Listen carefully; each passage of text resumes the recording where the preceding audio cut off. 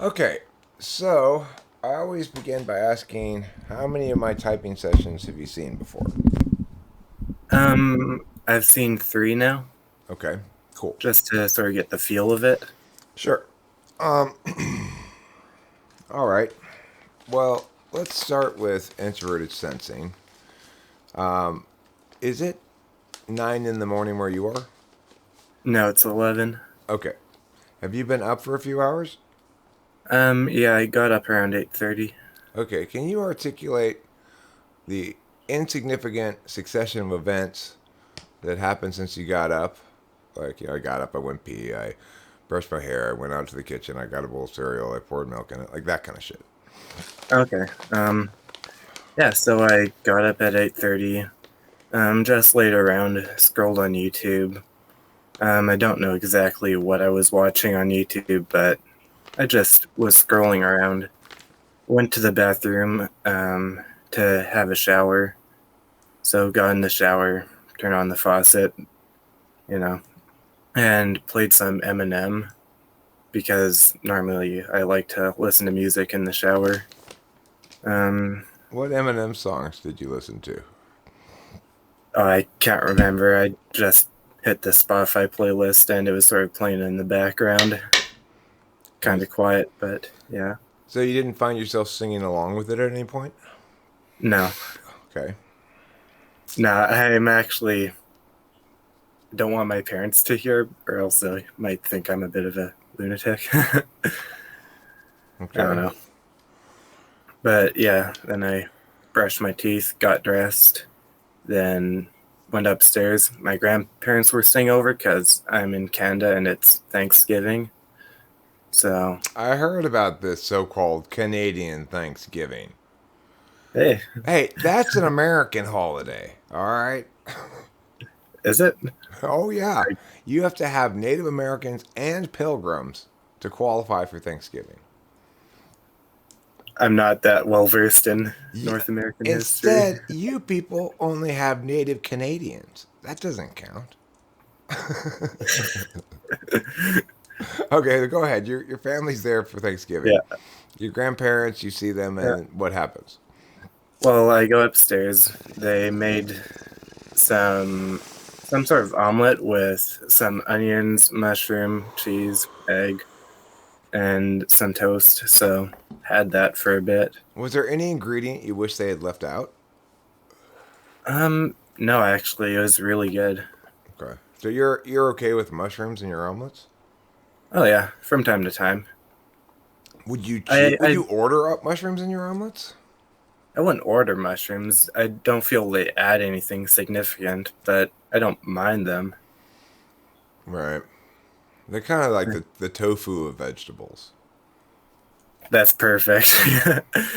Yeah. Okay. So can you tell me about back in school, like I don't know, high school or whatever, or junior high, which subjects you liked a lot, were good at, disliked a lot, were bad at? The first two may be the same or may not, and the second two may be the same or may not.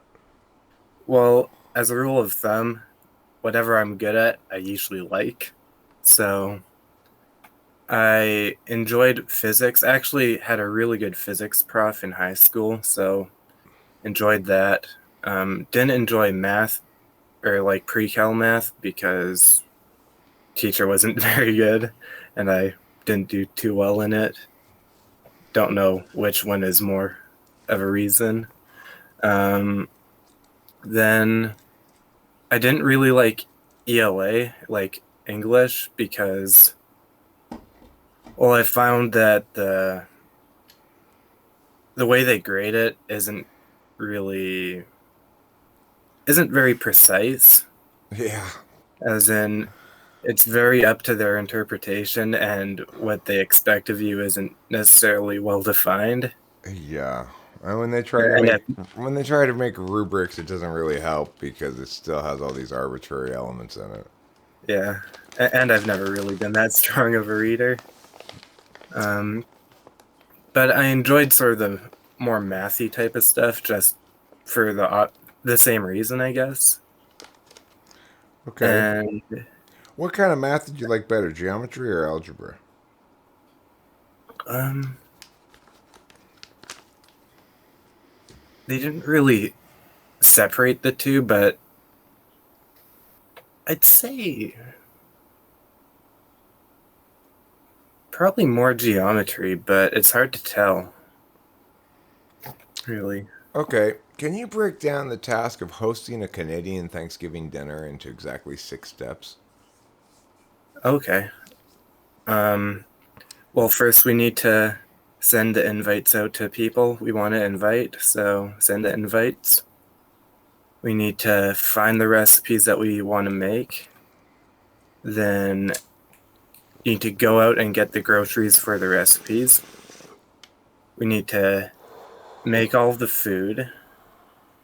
We need to decorate the room that we're going to be eating in, so the dining room and everything. Then have our Thanksgiving. Okay. Do you eat turkey on Thanksgiving? Yeah, yeah, we do. Oh, okay. Do you sometimes have ham if you're being a rebel? Occasionally, every. Sounds like American Thanksgiving then. Okay. Um.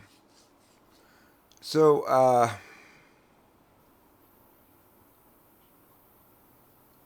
was about to ask you something. Oh, can you give me an example of a time when one of your friends was saying like like something where you believed they were deceiving themselves? For example, they were telling you, "Yeah, I don't have any feelings for that girl," but really you could tell that they did. Or, man, that guy sucks so hard, but really you could tell they were just being jealous or something. I'm sure I have. I just actually I was dating a girl last year who she got into like 3 car accidents in like the span of a couple of months or like a few months, I think, and every time she'd say, "Yeah, it's the other driver's fault." And she gave her reasons why it was the other driver's fault, and she kind of seemed oblivious to her role in the accidents. I see. But that's the only one I actually can remember, and it's kind of vague. Did you break up with her for excessive car crashing? No, I didn't. It's a No, good. that That's was a it. good reason to break up with somebody. You're Is it? constantly crashing cars.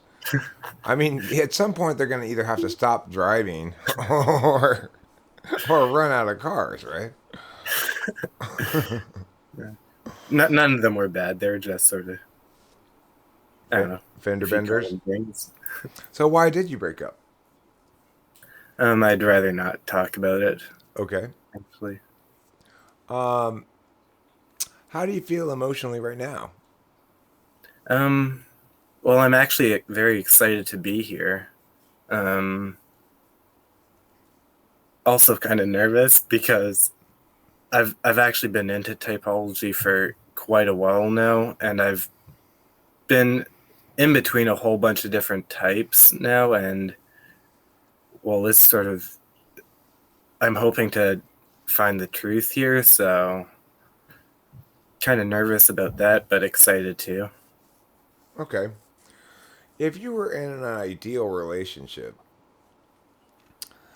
describe to the best of your ability the stuff that you'd like to be in charge of and the stuff that you'd like her to be in charge of. Okay. Um,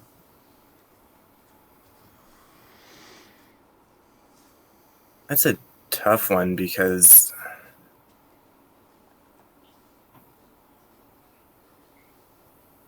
I don't know. I haven't really thought about that much. All right, It's let me more. It's ask more more like specific questions. Let me ask more specific questions. okay. Would you rather have more power over most of the decisions or veto power? I'd say, yeah, somewhere in between. Like, it depends what we're deciding. Okay. Would you rather have a girl who brings you food and stuff when you're hungry without you having to ask? Or would you rather have a girl who entertains you with engaging storytelling? I'd say more the second one. Okay. Yeah, I could get food for myself. Would you rather have a girl who's a high-powered professional who makes a lot of money and therefore can take you guys on vacations and stuff? Or would you rather have a girl who's available for you to spend time with whenever you want to? The second one, definitely. Okay. Now let me ask you about what makes you mad at yourself. So I'm going to ask it open-ended, first of all, by giving you an example of what makes me mad at myself, and then leaving it open to you to come up with something of equivalent nature. The example of what makes me mad at myself is if I pick something up over here, and I'm going to carry it over here, and I pick it up and start to carry it, and I realize there's something in between that I needed to move first. Then I go, God damn it, Eric, you fucking idiot, blah, blah, blah, blah, blah. I'll start yelling at myself, you know. Can you give me equivalent for yourself? Or what I do that really pisses me off is when I don't follow through with my commitments. So I say I'm going to do something, like, and I'm not talking about commitments to other people. I'm talking about commitments to myself. So I say I'm going to do something. I don't do it. And, that's really continuing cycle where once in a blue moon, I actually do what I say I'm going to do for myself. But whenever I don't, it's like, here we are again. What the fuck, right? You know? Okay. So,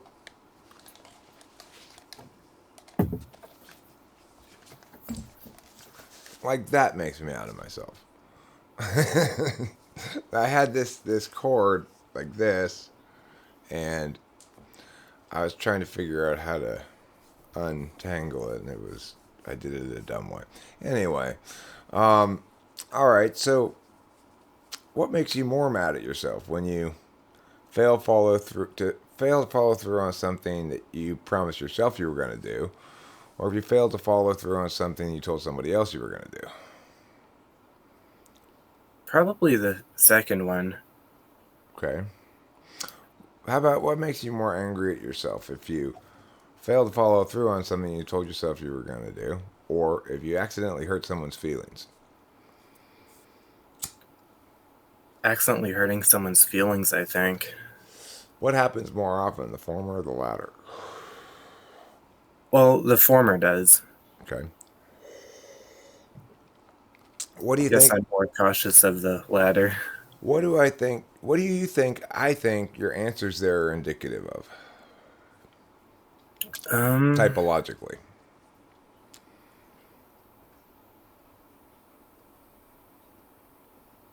well, with that one, maybe a bit of FE, Yeah, well, there was a little bit of touching FE there, but maybe SI. okay. So Um, here's I'll explain to you what my line of thinking is here on these questions. So when I'm asking what makes people mad at themselves or yell at themselves, I'm trying to figure out where their six slot function is, like what their six slot function is. hmm. So what you described to me is something initially that I would probably link to fourth or seventh in regards to it's something you're consciously aware of as a problem, and it's a problem that you don't seem to get quite on top of, right? Whereas the hurting people's feelings thing, that's when you really yell at yourself because you don't view it as a problem you can't get on top of. You view it as a problem you should be on top of and failed to be on top of. So that's more consistent with six slot. So it's like, and I didn't finish answering all the possible things here, but the way that you launched into the question with either a fourth or a seventh, and more likely a fourth, really. And then when pressed, go, well, actually, yeah, it's more of the FI thing. When I ask, like, accidentally hurting someone's feelings, if that makes you really mad at yourself, you're mad at yourself for your failures on FI grounds, because FI is about harm prevention, right? So it's like somebody who were, if you were to have 6 slot FI, then it'd be one of those things that you expect yourself to be competent enough at it that you don't do damage in that area. At least you may not be an expert in it, but you don't do damage in it or something. But regardless, it's not definitive. It's just my line of thinking right now. So let me ask some other kind of questions. Just one more thing. When I do hurt someone, like, it really does affect me. I don't really know if you got that from what I said earlier, but it does really affect me. Well, what do you mean by it affects you? Like, explain that effect more to me. Well, I hurt someone's feelings or something like that. I then,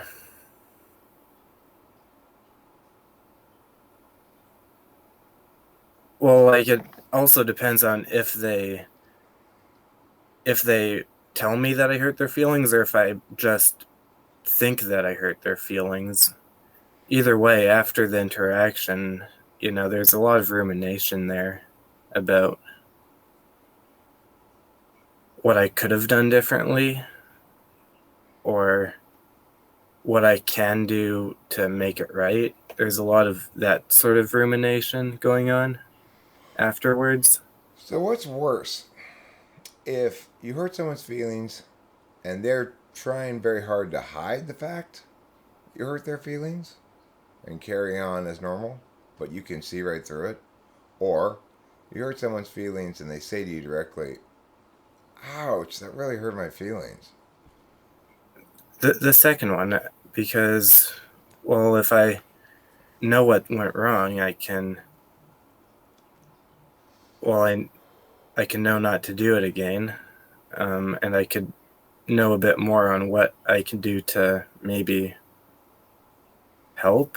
I mean, Or do you ever say, well, your feelings may have been hurt, but I didn't do anything wrong, and you shouldn't be that sensitive? that very rarely happens. Okay. Well, you know what, Nick? That answer really hurts my feelings. This would be one of those times where you say, well, too fucking bad because I Yeah, didn't do anything wrong. yeah. Yeah, I was actually the last thing. I see what you're doing. Okay, so, all right. Can you tell me as many synonyms as you can think of for the word urgent? Right away. Um,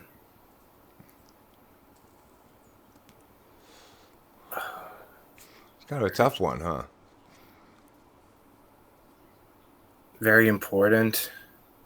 That's not really a synonym, though. Um, It's hard to think of straight up legit synonyms for urgent. Pressing.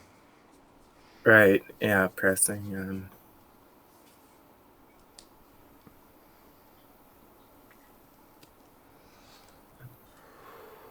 Okay. Can you tell me how many? Can you come up with 5 different reasons why Canada should invade the United States? Um, if they want to lose. Okay, they um, want to lose is one reason. I don't know if,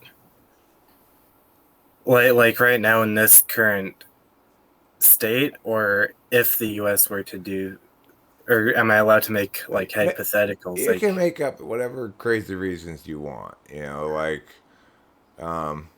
perhaps perhaps Canada wants to invade the United States because they want to be the only country that celebrates Thanksgiving. Okay. Canada invade the United States.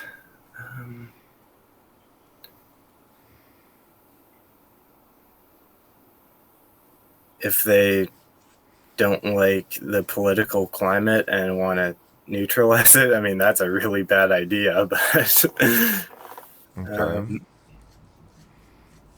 if they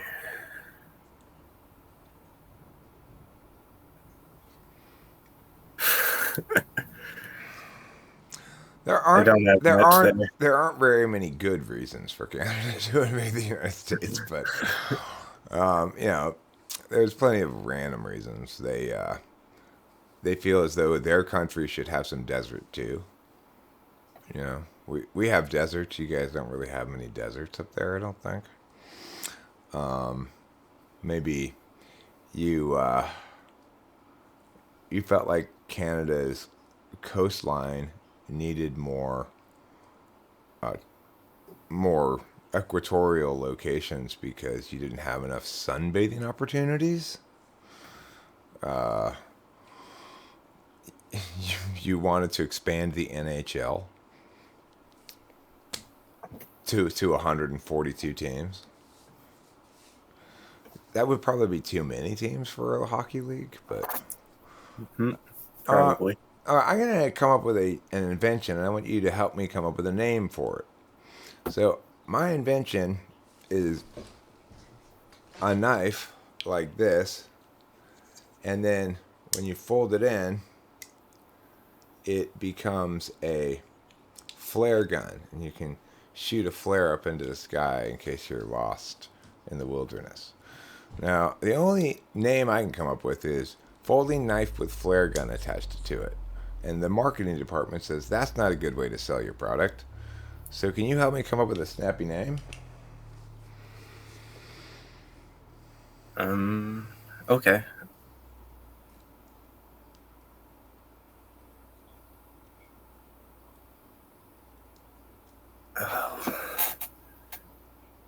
I mean, survival knife could just be like that. Could be a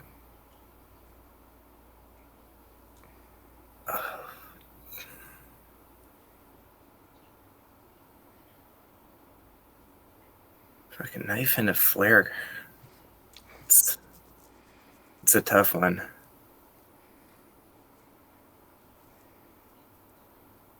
Cut and shoot.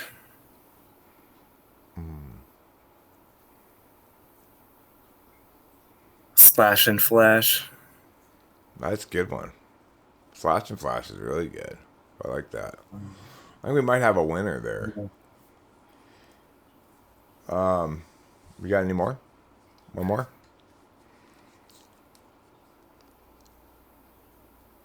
Yeah, that's it. I think I've exhausted myself. Okay, I'm gonna give you some clues about a few different characters, and as soon as you think you know what kind of character it is, you say. So, for example, if I were to say baton, brass shield, handgun, blue outfit, red and blue lights, cruiser, issuing tickets. Well, at some point, you would say, Police officer. "Yeah, right, police Yeah. officer." Okay, yeah. So I want Yeah. you to say the answer as soon as you've heard enough clues to just think, okay, I know the answer. Okay. Okay.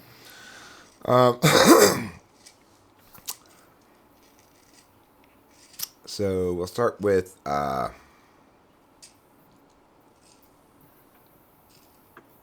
okay.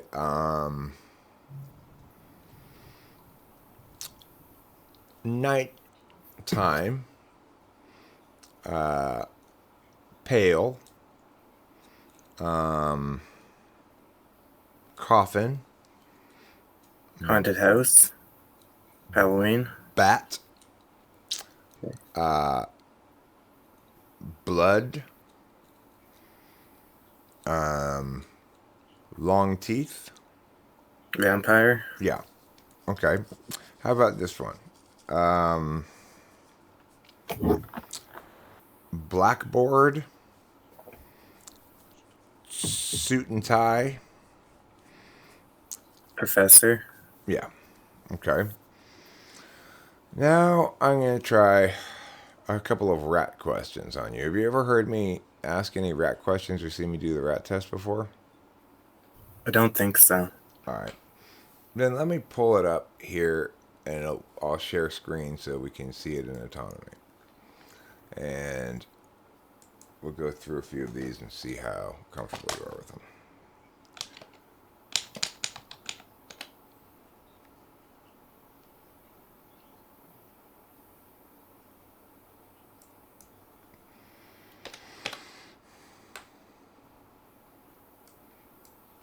Remote associations test. It used to be you could just type in rat test and the thing I wanted was one of the first results. But since COVID, you can't type it in because it brings up still bring up random associations test, a different link first, but then it's got a bunch of articles on COVID testing and drug development protocols. So now I have to type in random associates test. All right, here we go. Share screen, Chrome tab, this one. Okay, so hopefully you can see here, cottage, Swiss, cake. With these things, one word goes with each of them. And it can go either before or after. So in this case, the word is cheese. Cottage cheese, Swiss cheese, and cheesecake. All right, can you look at number 2? Cream, skate, water. Ice. Okay, loser, throat spot.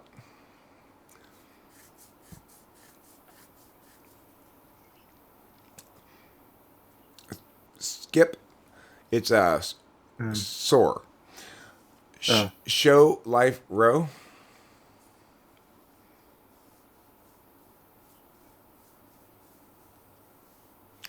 It's boat. Usually people either get these right away or not at all. So, Okay. night, wrist, stop. No. It's watch. Duck, fold, dollar.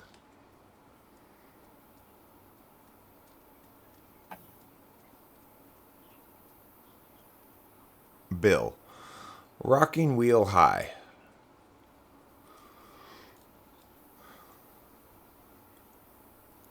It's chair. Do, comb, bee. Honey. Yeah. Fountain, baking, pop.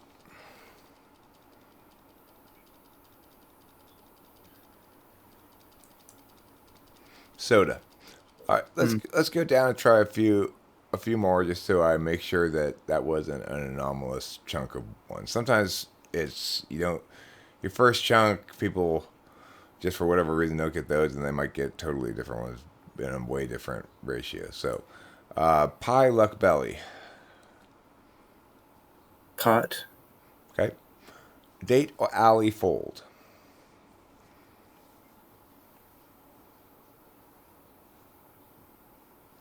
I don't have it. Blind. Opera, hand, dish.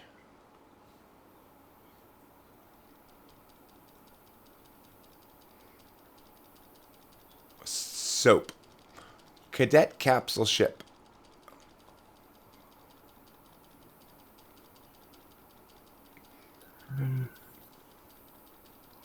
Space. Fur, racktail.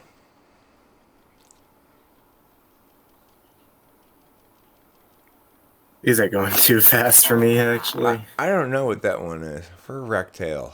Huh. I don't know what that is. Let's see.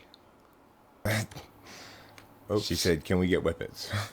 Okay, so this is based on a memory I'm having of a conversation. Okay, it's coat, fur coat, coat rack, coat tail. All right, cool. So this test is a test I used to use to test introverted intuition. I haven't found it to be actually. I haven't found that it actually links very strongly to it. So I don't really use it very often, but it does seem to have some loose corollary to uh, introverted intuition. I Although could I see that. although I tend to think that extroverted intuitors, be it first or second slot, tend to do just as well. Okay, so are you somebody who's likely to sell something? Do you have yard sales in Canada? Oh yeah, we do. Okay, let's say you were having a yard sale, and how likely are you after the yard sale's over to realize, oh shit, I wish I hadn't sold that meh. I actually really liked it. I didn't. I didn't really think about it when I was putting things out for sale. Is that likely to Um, happen? Or the alternative is after the sale, you go like, I really should have sold this and this and this too. They're really just clutter, and I don't know why I was so attached to them. I haven't actually had a yard sale, so I wouldn't really know. But yeah, I don't know. Like either or, I Okay. think could be All right. What objects do you own are that are most precious to you? that are like objects that are most Yeah, precious. like if my meow were to break, I'd really be like, Computer, okay, computer or phone has a lot of stuff on it. okay, But another thing that comes to mind is also my guitar. okay. So you play the guitar. Cool. How long have you been playing the guitar for? Um, well, recently, just a couple of months. Okay. And have you been learning covers, learning scales, learning chords, making up your own stuff, or something else? Mostly scales so far. I've just been trying to get into the theory. Okay. I tried to learn before by doing more covery type stuff, but I think I have to start the fundamentals. Okay. Um. Actually, interesting enough, I sort of rate learning guitar to learning MBTI. So, you know how there's like 8 cognitive functions? Well, there's 7 notes in a scale, like in a major scale. So I sort of relate the notes of the major scale to the cognitive functions. Or well, actually, there's 12 notes in music. So, and then I relate each scale to like your personality type. So how I've actually been learning is I recorded my voice and figured out what key I talk in. And so I've just been learning to play in that key signature for a while, and then once I get good enough at that, I'll switch to another key signature, and that's kind of how I'm structuring my learning of guitar. It's very similar to how I did MBTI, actually. Okay. Interesting. Um.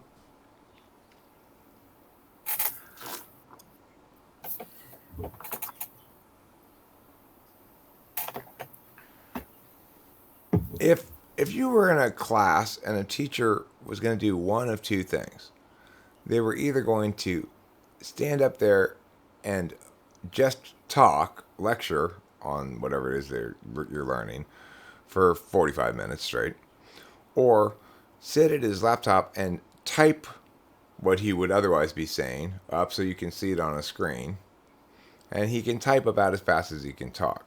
So the words are coming at you at the same speed, but they're either coming at you in something you're reading or something you're hearing. Which would you rather have?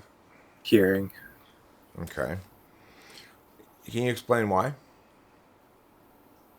Um, I just get information better that way. Okay. Just seems more natural. I haven't had as much practice reading as much as I've had practice hearing, maybe. Do you think you retain things you hear well, or how much do you need to write notes down in order to remember what you were hearing? Actually, I don't write many notes down at all. Okay.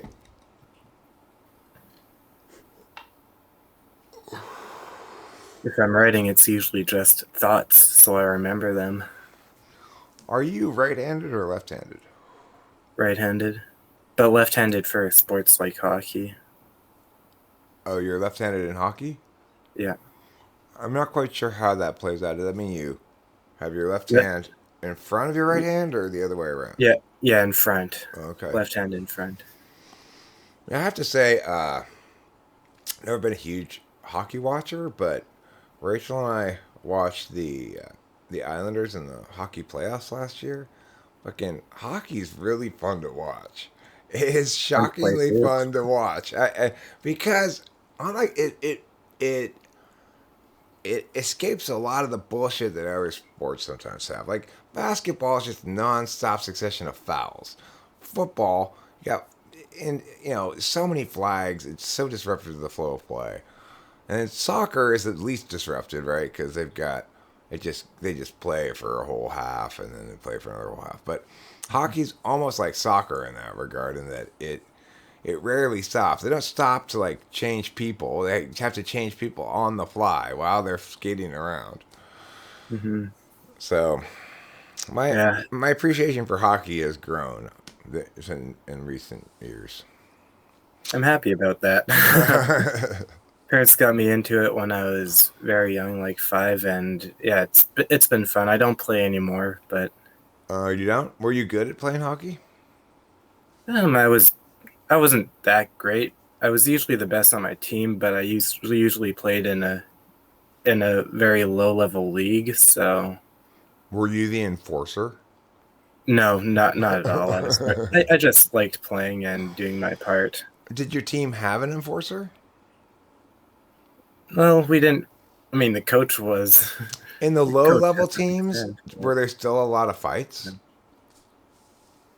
Actually, there were, because you get some teams that just played for the fights because I don't know, they weren't very good at hockey. Might as well just turn into a boxing, right?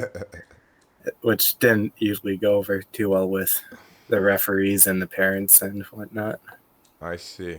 I tried to stay out of them. Hmm. But my best friend, on the other hand, who I was playing with, loved them.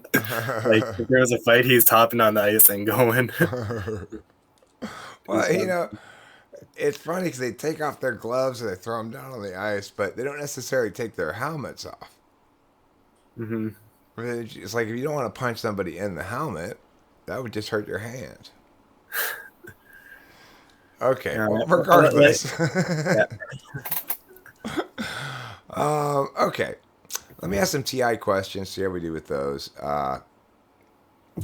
If all hockey players are Canadian and I play hockey, am I Canadian necessarily? Yeah, you would be. Okay. If some bananas are yellow and my envelope is yellow, is it.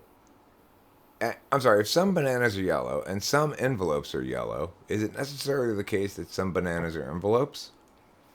No, If no penguins eat sunflower seeds and I don't eat sunflower seeds, am I necessarily a penguin? no, you're not. If some frogs ride bicycles and all things that ride bicycles like baseball, is it necessarily the case that some frogs like baseball? Yes, they would. Okay. Now let me try some Wait, did I get that wrong? No, no, you're right. You're right. Let me ask some. Let me ask a couple genealogy questions now. Who is my mother's husband in relationship to me? You're, wait, can you say that again? I didn't quite My hear it. my mother's husband. Your grandpa? Yeah. Or would that be great grandpa? No, No. grandpa. Okay. Who is my father's only brothers, only sons, only sisters, mother in relation to me? I'll repeat it. My father's brother's only son's only sister's mother. Your aunt? Yeah, correct. Okay, interesting. Cool. So let me now ask you some.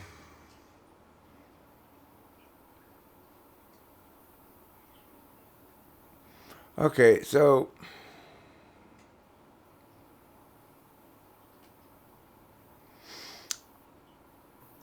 it's let's say you leave the house on an errand. You're going to the store and you're going to purchase butter, pork chops, lettuce, and soup. Butter, pork chops, lettuce, and soup. Okay. Um, are you more likely to fail to get to the store today, or to come back missing one of those four items? Which is more likely? Um, Maybe missing an item, I'd say. Would you write down a list if it were those four items? Butter, pork chops, soup, and lettuce was the Yeah, other one? yeah, I would write it down. Okay, even though it's only four items.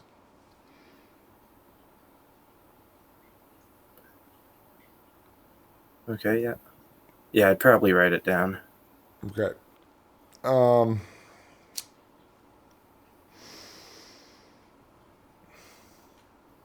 do you what do you currently work? I don't currently work. I'm in university. Okay. What kind of work do you anticipate doing after you're done with university?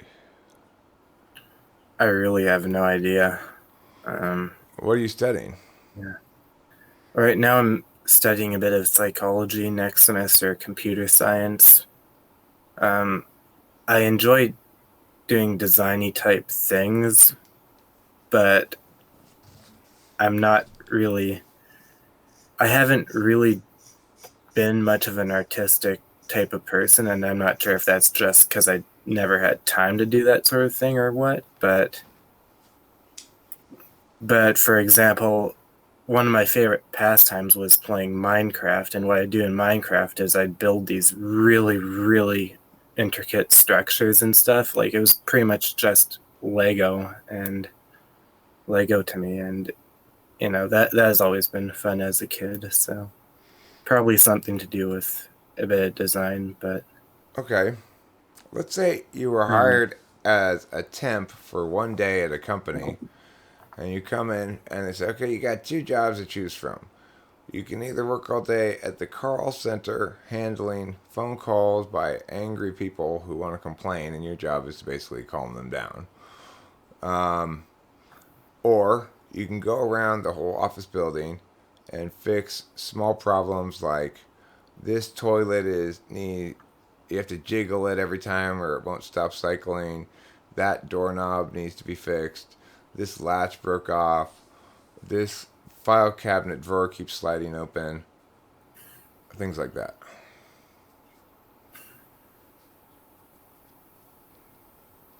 I mean, neither of those jobs really appeal to me.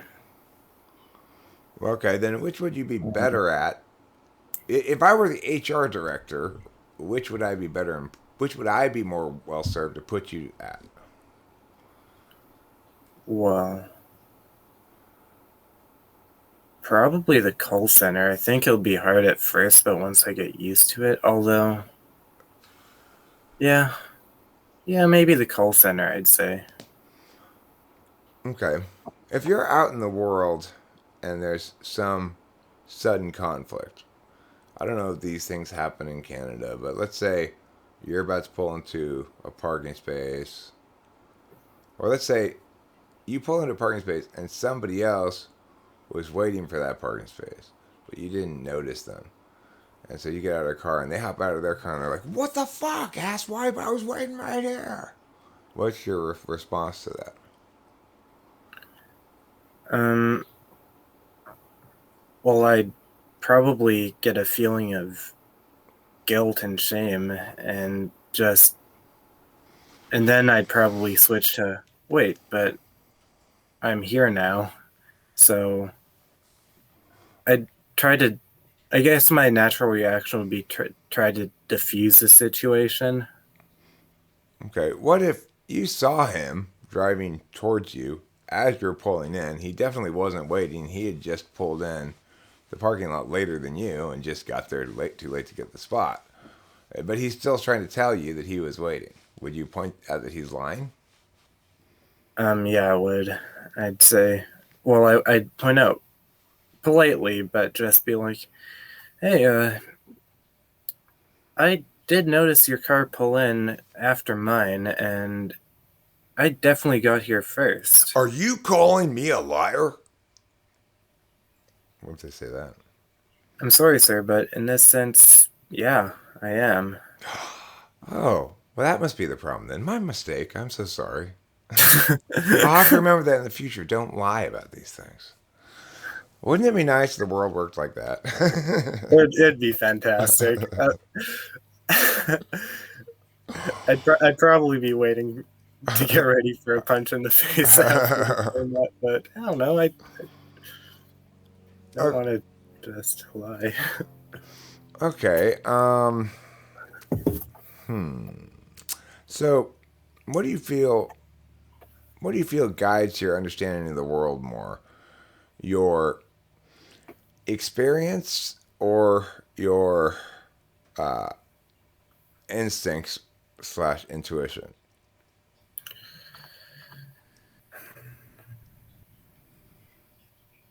That's a hard one. I really don't know. Okay. Would friends describe you using the? I think it's more. Wait, you said instincts or intuition or what? I'm saying, does experience guide your understanding of the world? For example, when somebody wanted to start a Discord server for TWFP, it lasted a very short period of time because I realized very quickly, oh, this is toxic in the same way this other thing I had tried to start before became toxic, and I don't want anything to do with it because basically it had to do with sort of how a community structured to maximize egalitarian access to the the sort of metaphysical landscape of the thing results in a lot of FE bullshit as people try to sort of establish frames of dominance against each other for without actually really doing anything or saying anything. And anyway, so from my experience, I knew very quickly with the Discord server how this shit was going down because I had seen the equivalent thing before. If I hadn't seen, whereas the first time it took me a long time to go, okay, this is, I see, this is toxic. The second time it took me very little time because I'm mostly guided by my experience. Okay, yeah, I do get a bit of that, but I also sort of don't like to let that type of stuff hold me back. Okay.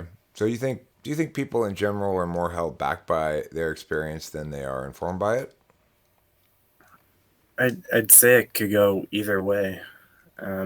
It's very important to know what you did wrong before so you don't do it again, but you also have to know the difference between if it's not exactly what happened before, you have to account for that and, well, yeah, just account for that if it's not quite the same as it was before. Okay. Um, would you consider yourself more trial and error or be careful first so as to have fewer errors? Um,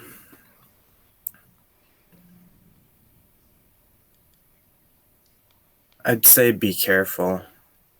Be careful, but with a bit of trial and error because you're not going to get right first time. That's like for anything you do. So a bit of trial and error, but you know, Okay. So how do you be define careful about truth? it. What's your definition of truth?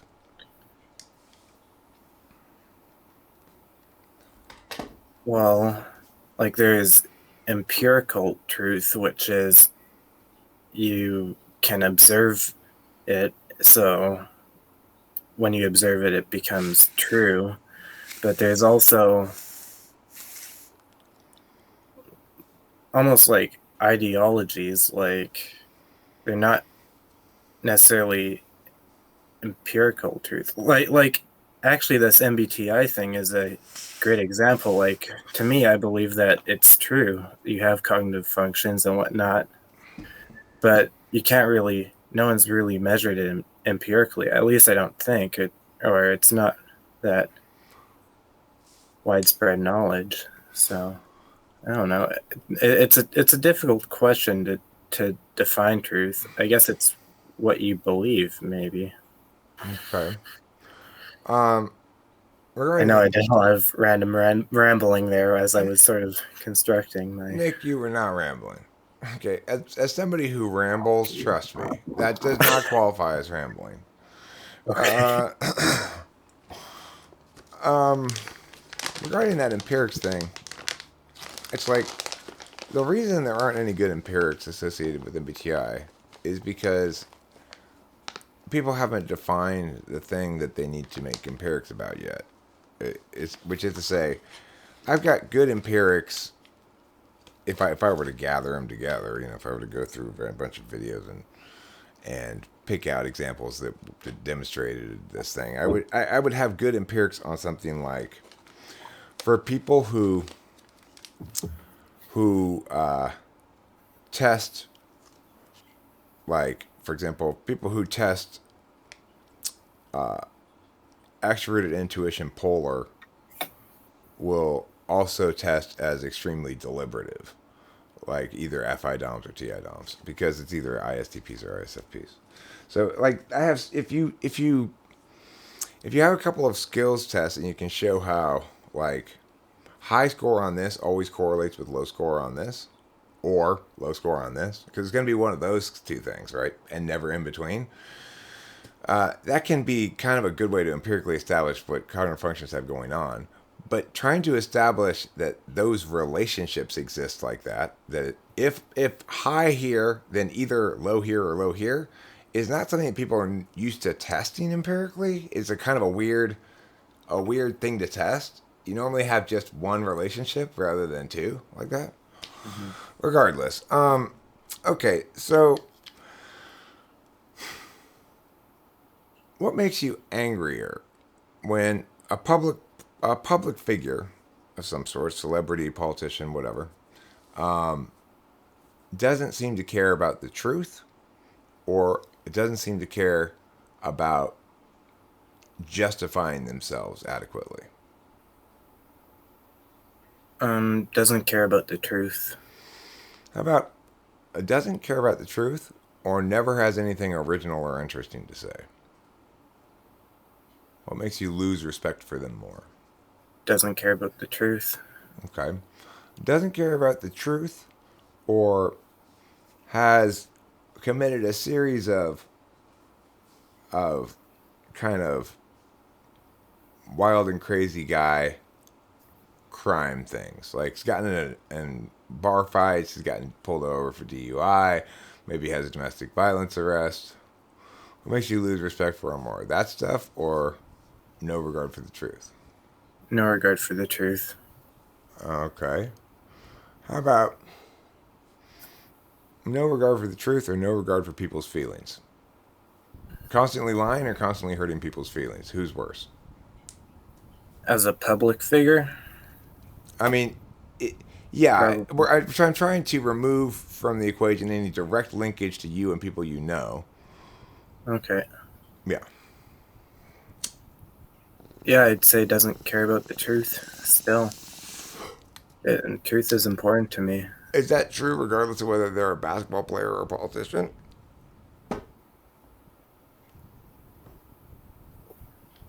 Okay, that's interesting.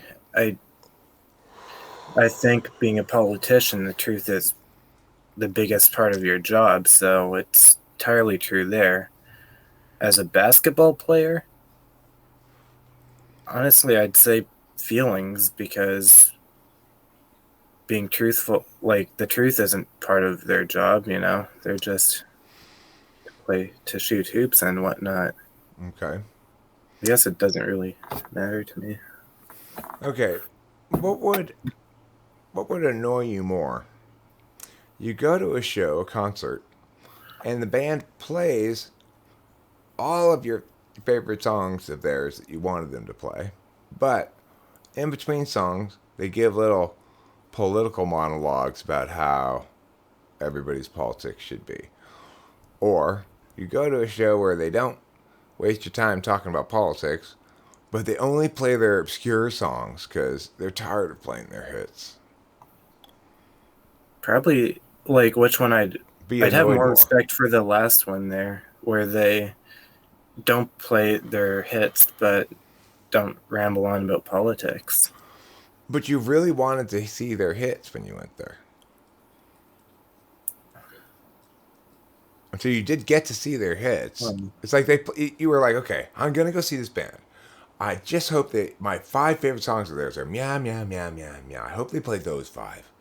Okay, in the first instance, they play those 5 songs, but you get the politics. The second instance, you don't get those 5 songs. You just get more obscure songs you don't like as much. Actually, that's a hard one, because I actually have had an example where I went to a concert and it was like that. It was actually Roger Waters. He didn't really ramble on about politics, but in his song Pigs, he was really harping down on Donald Trump. And, I really didn't really need to hear about the politics there. I just wanted to hear his songs. But, like, I really, really loved the concert, but, that kind of, it did sort of ruin it for me in part. But I still had a great time being there. But I also am open to hearing sort of the less, I don't know, famous songs Mm-hmm. and whatnot. Okay. And I think I'd also be okay with that if they didn't mention anything about politics, if they just wanted to have a good time, play some tunes, and Okay. I'm gonna say a line. I'm gonna say a couple lines of poetry, and in fact, I'll say 3 of them, and then I want you to do a 4th line that mimics the sound and way that I'm doing the first 3 lines. Okay. So here are the first 3 lines. Trevor always wanted to have bacon. Sarah never let him have a bite. Kevin nearly went up there to shake him. I'll repeat the first 3 lines. okay. Trevor always wanted to have bacon. Sarah never let him have a bite.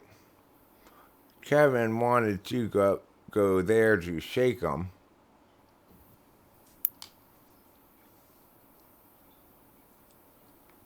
Julian said, well, let's go have a fight. Okay, good. Would you say Julian? If you'd said Yeah. Julie, it would have been perfect. Oh. Because by adding the extra syllable there, it messed up the trochaic in the second foot. But because da da ba da ba da ba. The thing is, trochaic's harder to write than iambic. But anyway, very good. That's quite good. I was watching Trailer Park Boys last night, so I don't know if you've seen it. I've not seen it. Character named Julian. Okay. Interesting. So, if I were to ask you to make up a story right now about any story at all, it could just last 30 seconds. Go, but it's made up. Go do that now. 30-second story. Yeah. Okay.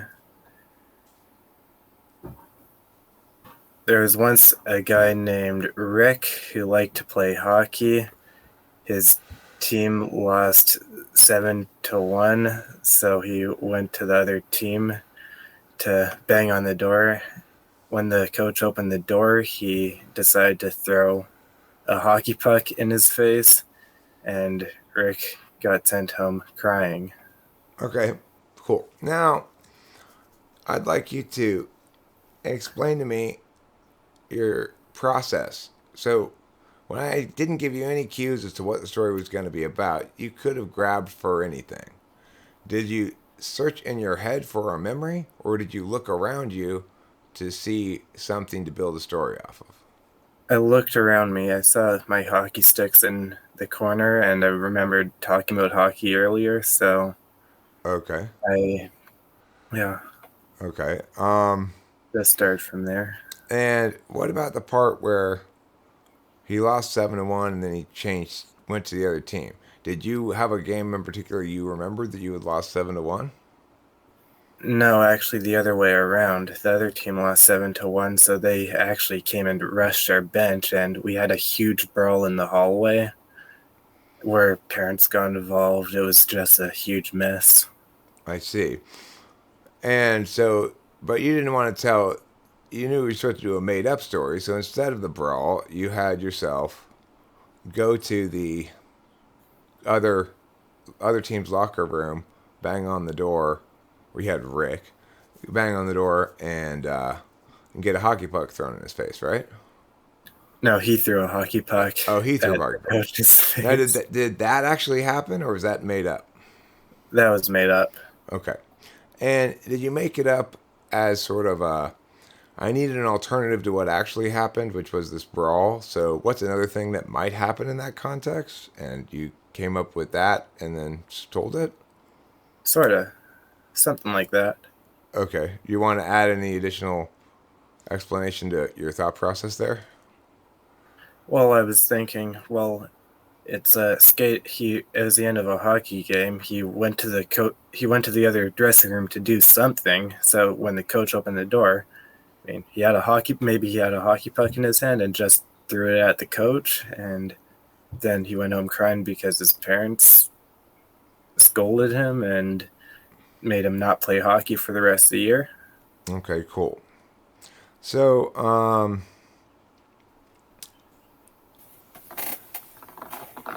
interesting. Not particularly revelatory, but maybe sort of revelatory. Uh, all right.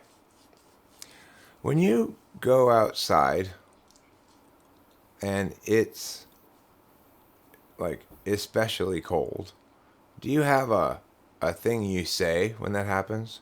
Now, my mother, when it was especially cold, when she went outside, she used to say, "It's cold as a witch's tit out here." Do you have something you say when it's cold, or No, I don't. it's always cold in Canada? Nah, I just go out. I don't really have any saying Do you like have that. anybody in your life who you've noted has always says the same thing whenever Mia happens? Perhaps every time it rains, they go, better better watch out or you'll get wet. Um, my stepdad has a whole whack of them, but like whenever he's excited, or whenever he thinks something's really good, he says meow mix, like from the TV commercial. He often, whenever he has an accent or something, he always says dope, like Homer Simpson. Oh, okay. um, Have you typed him? Have I you? think he's an ESFJ.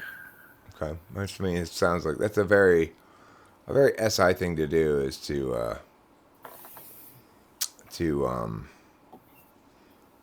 that have little sayings and doubly so if they're quotes from things, you know. Hmm. I have my own bucket of sayings, but a lot of a lot of them are things I picked up from my parents, or me trying to be weird or something, you know. But it's weird how SI works because anytime I ever hear this, today is Friday, my mind automatically says PE clothes go home. Because when I was in middle school, every Friday they had a sign up in the gym that said today is Friday, PE clothes go home. And every Friday in the middle school, the coach would also say it out loud to us all. Today is Friday. PE clothes go home. And I spent 3 years in that middle school having gym with that coach and seeing that sign. And for the rest of my life, till this very day, I cannot avoid this occurring. Anytime anybody says today is Friday, I say either in my head or out loud, PE clothes go home. I have some things like that, but I can't really think of any specific examples. That's actually another thing about me. I'm not very good at coming up with examples for things. Okay. Don't know if that says anything about me, It does. Uh, but I do have some things like that, but they just happen in my head, sort of. I don't say them out loud. there are certain songs, as well that have like taken over certain phrases. So if you say, is this love or something, then you might sing, is this love? you know, Actually, I think it's "What Is Love." oh, what is love? Whatever. I was just trying to Baby, come up don't with, hurt me. I, I was trying to come up with an example, but I failed there. Uh, No, I got it. but there's other songs too that have like commonly expressed things in them that people can't help but associate with the song. Okay, so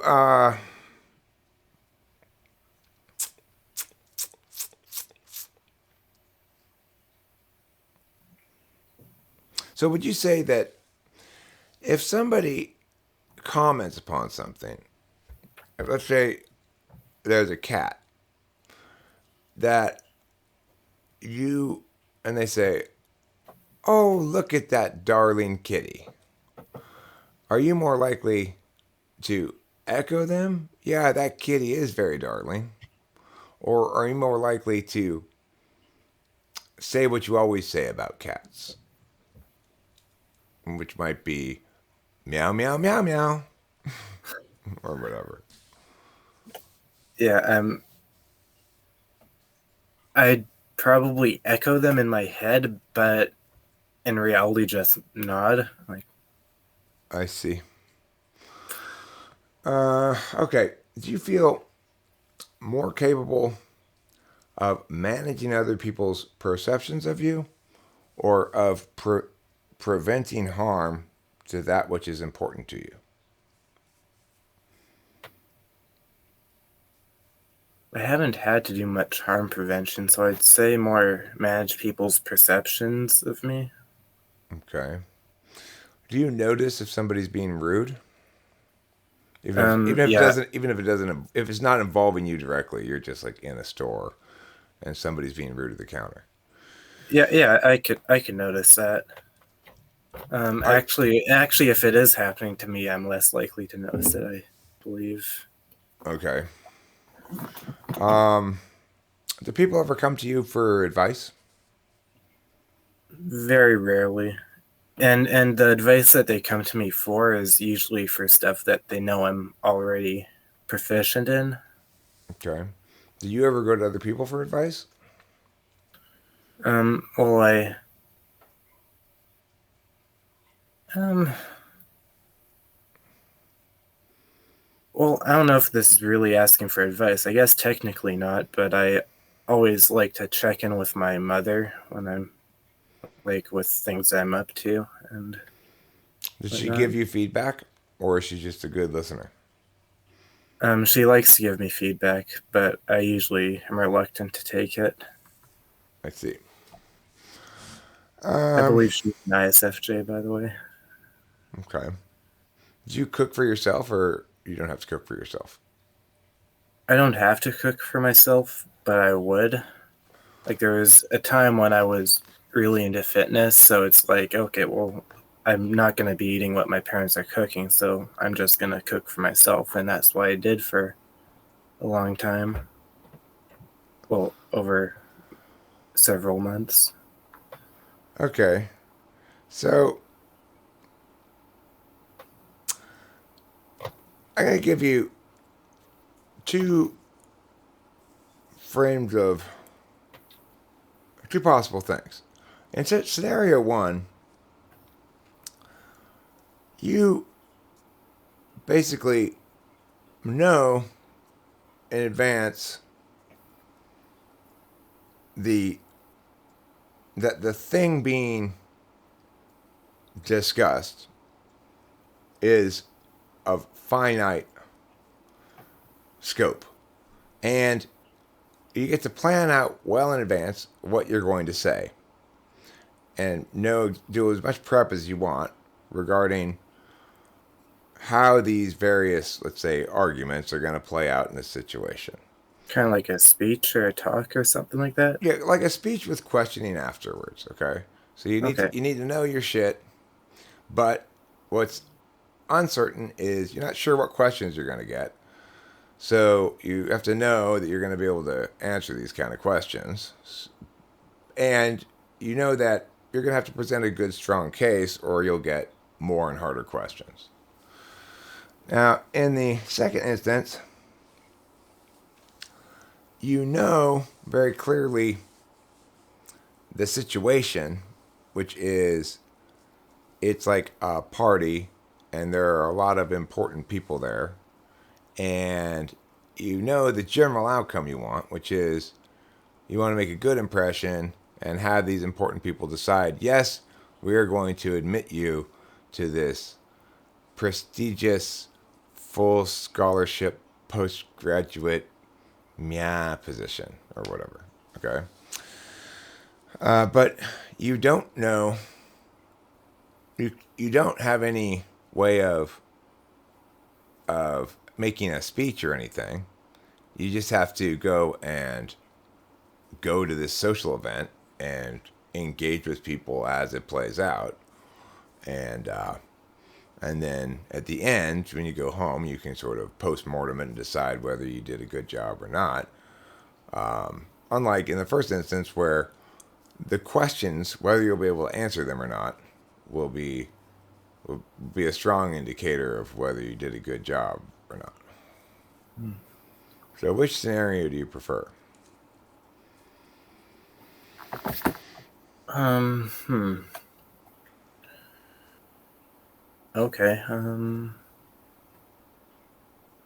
I do like to have stuff prepared, so that's sort of making me want to go with, or I like to sort of have a bit more control over the situation, which I think the first one would give me. Um, I'd have to probably say the first option. That's what's more apparent for me. Okay. Do you think you would rather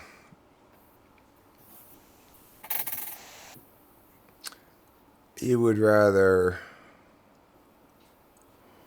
how was I going to put this? I had a good way to put this.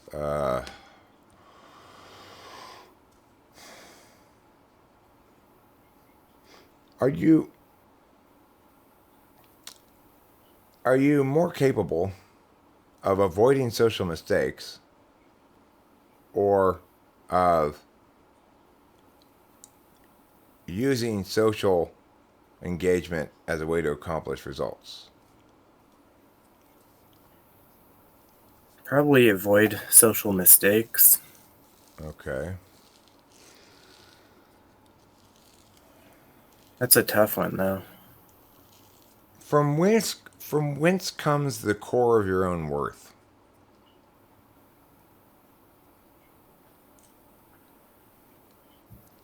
Hmm.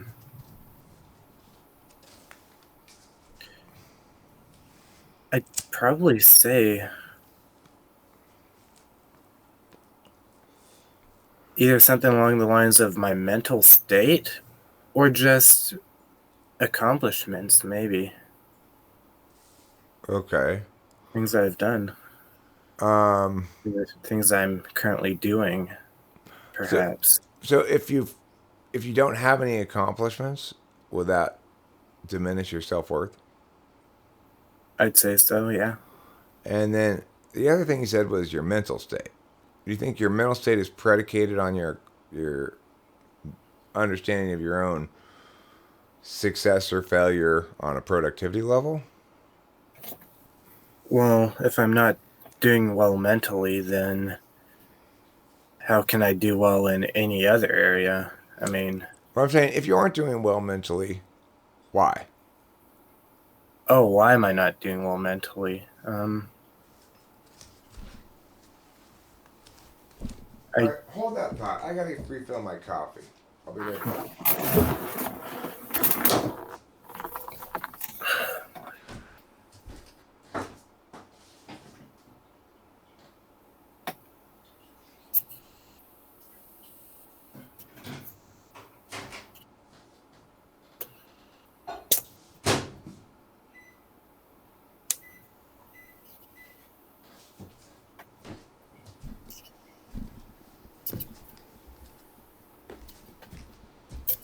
I gotta heat it up in the microwave for a minute, so because it was it's cold now.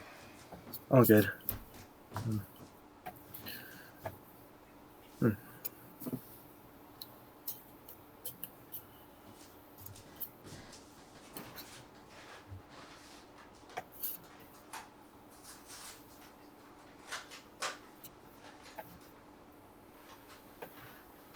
Hmm.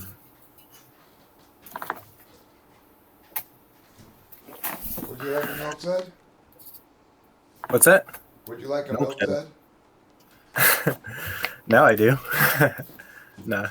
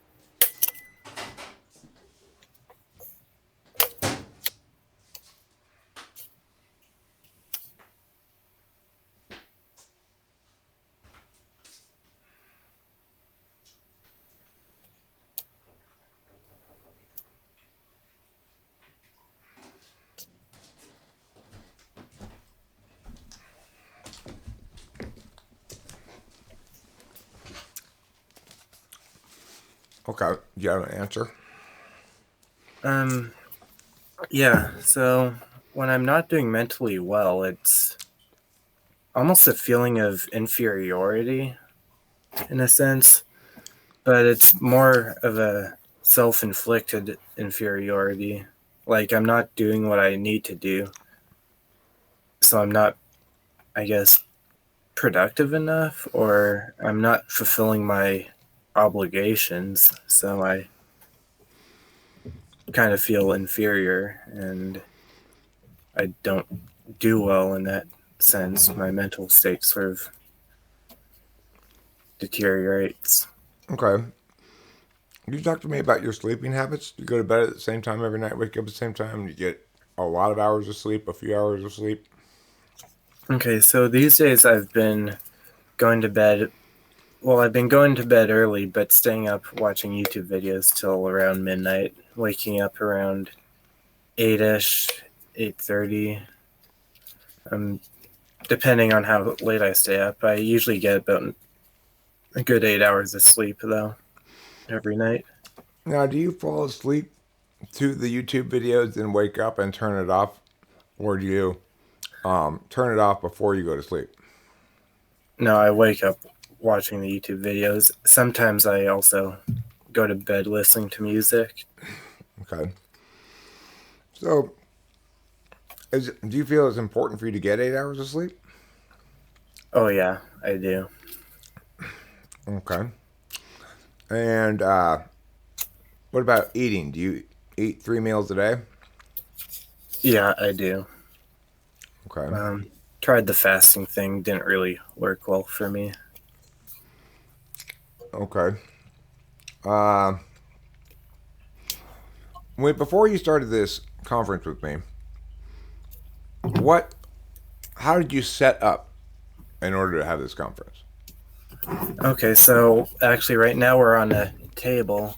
Actually, behind this curtain right here is my bed. So I pulled the curtain over because I have a TV set up right over there that I was watching a bit last night too. So I have to pull this curtain back when I'm laying in bed, which is behind the curtain. Do you film? I Do you I publish also videos? Do you make videos at all, no, I don't. or This is do a just lot of video conferences? well, I used to. That's sort of why I set my room up like Okay, this. that's what I was going to ask. Is if you're this is a Um, setup that you have specifically for doing video stuff. yeah, it is. Also good for university classes online. But another thing I actually did was I took a drive around listening to music and singing in the car because you're in the car by yourself listening to loud music, you're gonna sing along. And that I actually used as a vocal warm up for this meeting because I find I don't do well when I'm not warmed up vocally. I don't really sound that good. Okay. Um, let's say I were to tell you, I can't figure out how to unban someone from my channel. Could you explain it to me? I don't know how to unban someone from a channel. So if I was like, but Nick, you're my only hope, Obi-Wan, what would you say?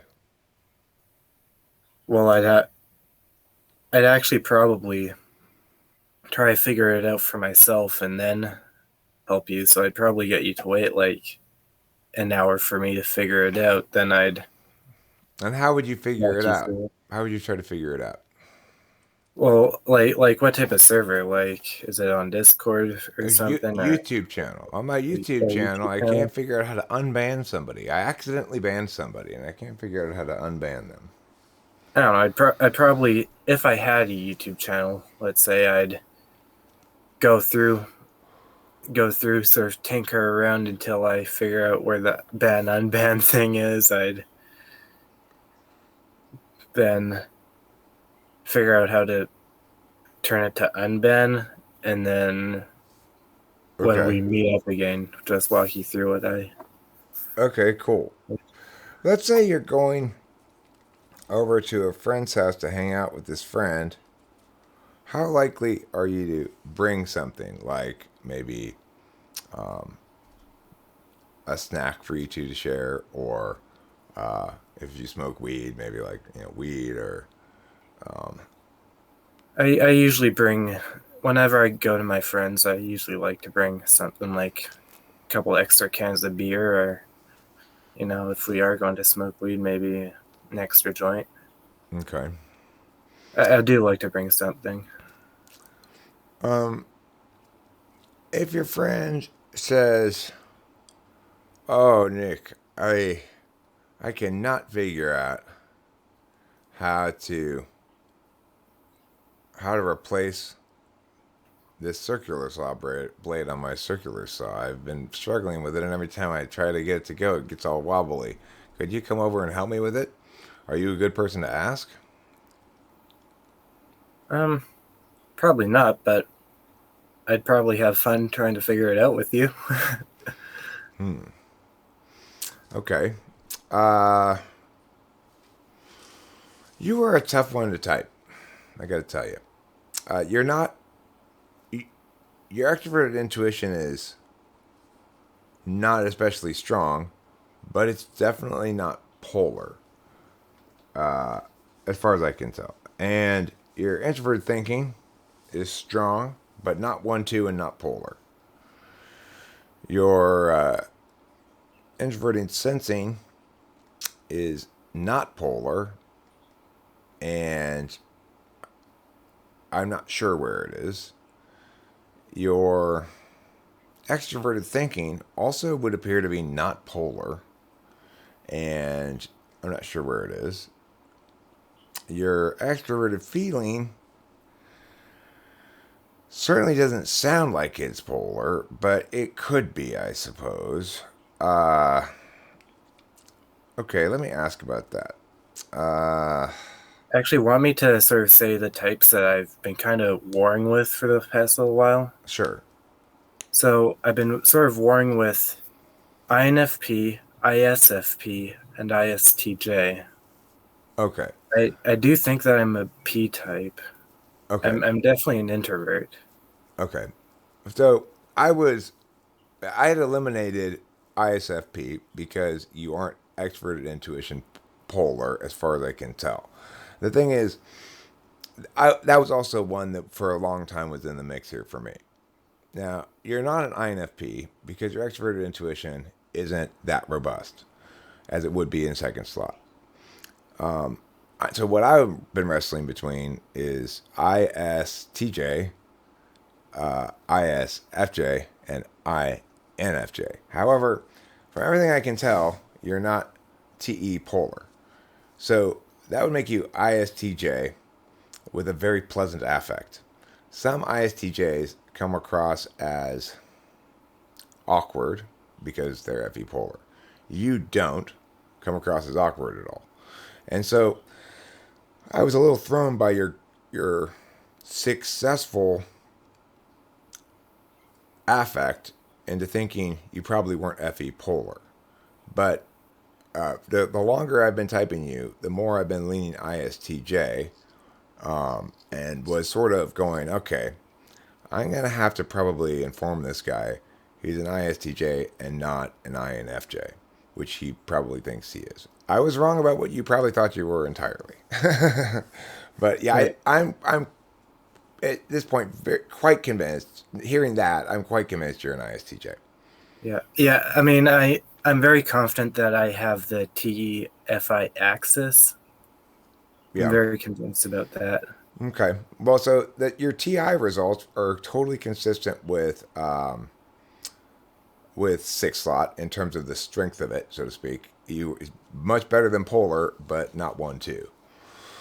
And the question I kept asking about when you get what makes you more mad at yourself, I never asked the one for ISTJ, which would be if someone catches you being illogical.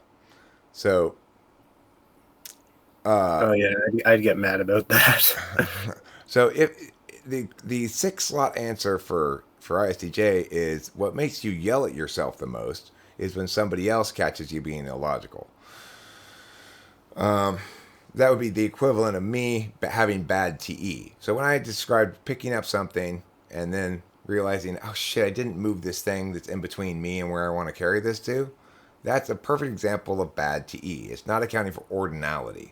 That you have to do step one first, then do step two. And if you try to do step two first, then you're just going to have to start over.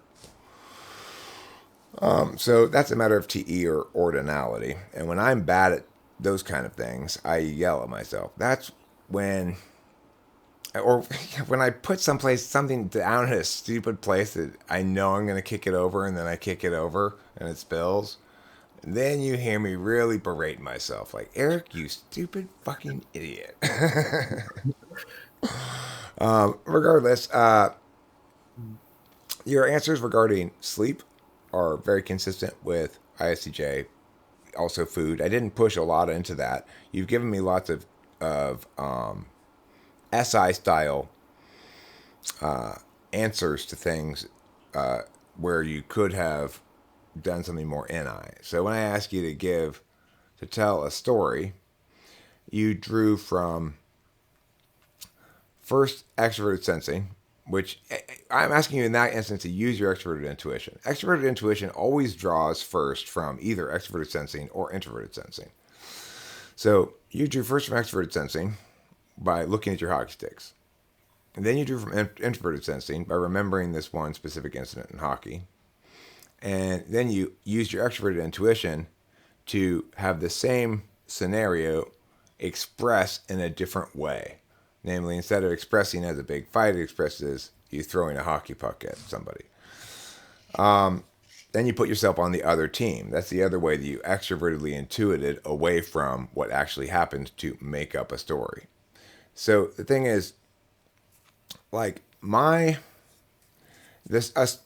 story I made up recently in a video explaining sort of this NE relationship with SE and SI and NI. It started with looking at this crab and this butane, and then I said, well, the crab came on shore to get a new can of butane because his lighter had run out of fluid, and he had a pocket of air he'd found under the ocean, and he went under there to smoke his cigarettes. Prior to finding this pocket of air, of course, he hadn't been able to smoke because it was too wet under the ocean. So in this case, I'm taking something SE, and I'm going with NI with it, which is to say, I know what's implicit to crabs and butane, and so that's the story I'm going to be telling. And so I would say your approach is much more consistent with SI above NE. My approach is much more consistent with NE above SI, and ISTJ makes perfect sense. Okay. There's actually one other weird quirk that I do that I was wondering if you could sort of explain to me cognitively. Sure.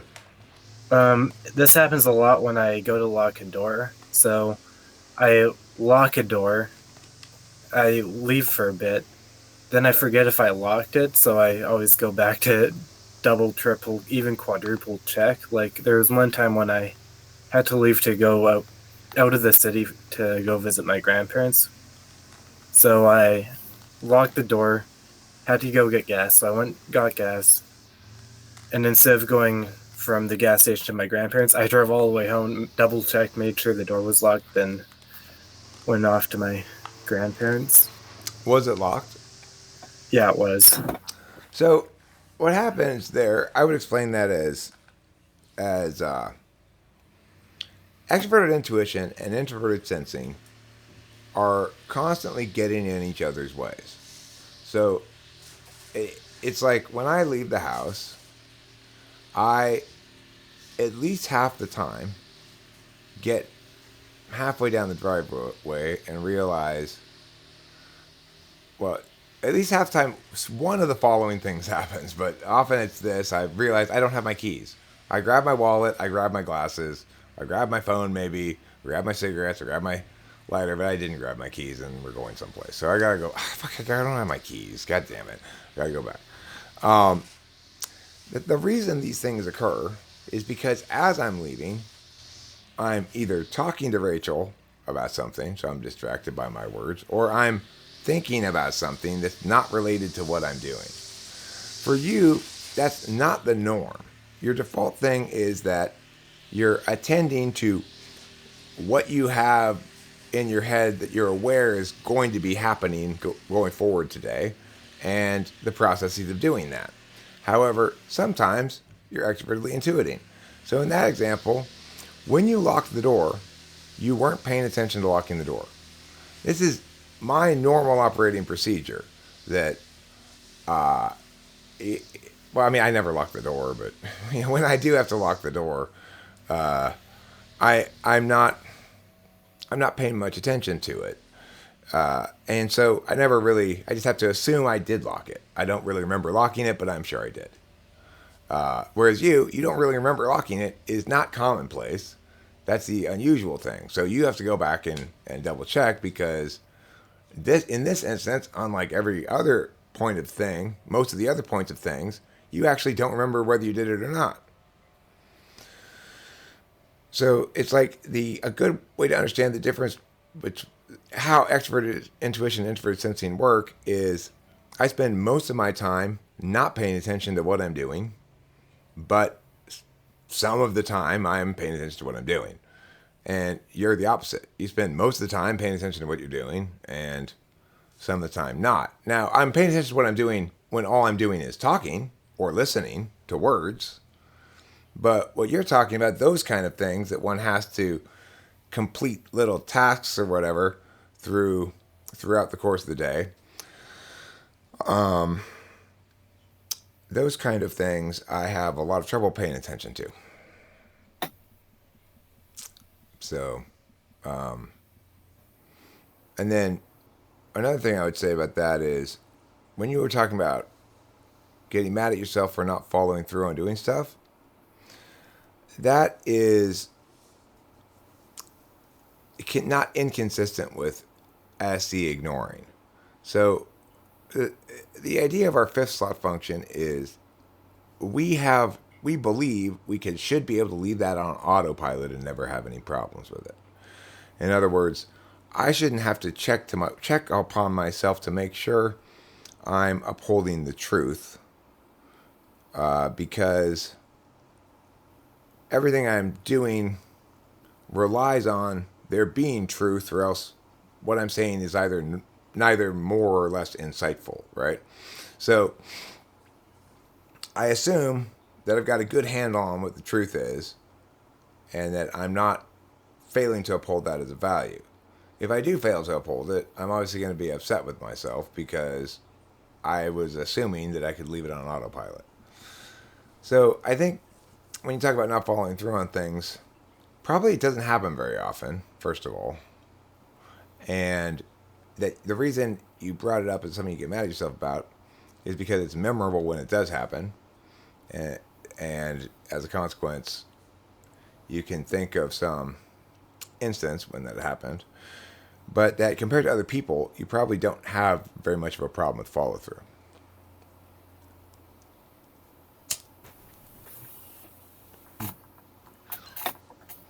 Okay, yeah, I see that. Any other questions, comments, concerns, complaints, queries?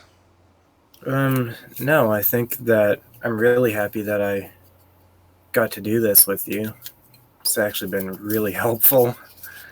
All right, well, Having cool. someone who actually knows what they're talking about in this area to talk to.